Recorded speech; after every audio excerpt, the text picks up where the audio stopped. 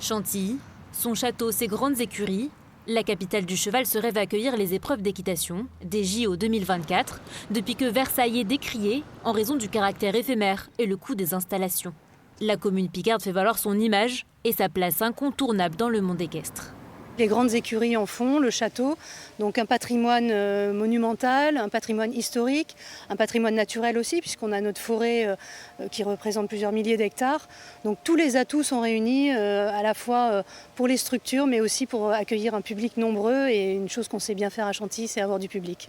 C'est dans un courrier adressé au comité olympique que les acteurs locaux mettent en valeur les nombreux atouts de la ville de l'Oise, en particulier ses installations.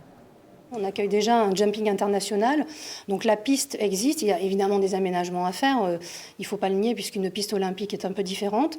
On a la capacité de faire le cross aussi, qui est une épreuve très importante dans les épreuves, notamment du concours complet. Ce sont des installations qui seront pérennisées, ça sera durable et donc ça je pense que c'est important aujourd'hui pour les organisateurs des Jeux olympiques. Pour les grandes écuries du domaine, la ville est prédestinée à accueillir les meilleurs cavaliers du monde. On a vraiment, je pense, tout et un lieu extraordinaire comme décor, le château de Chantilly, les grandes écuries.